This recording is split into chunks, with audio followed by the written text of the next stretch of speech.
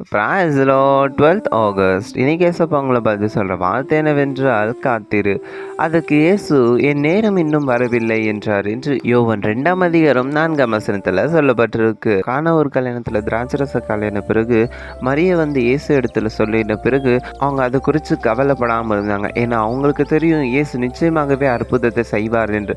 So நம்ம வாழ்க்கையிலும் அதே போல தான் இருக்கணும். இயேசு இடத்துல நம்ம கஷ்டங்களையோ அல்லது நம்ம குறைகளோ நம்ம சொன்ன பிறகு நிச்சயமாகவே அவர் செய்வார் என்று நம்பிக்கையோட விட்டுடணும். அதே போல தான் அங்கே நடந்த அற்புதம் வேறு தண்ணீர் திராட்சரசமாய் மாறிச்சு.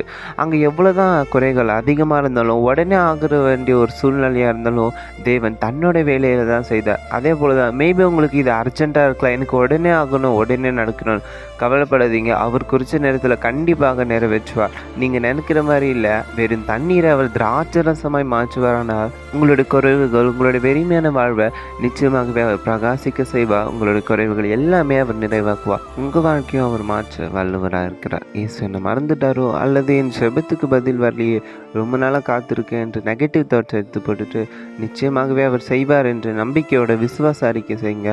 அவர் நிச்சயமாகவே அற்புதத்தை செய்வார். அவர் சமயத்துக்கு காத்திருங்க. Bye was with Jebaraj. Have a blessed day.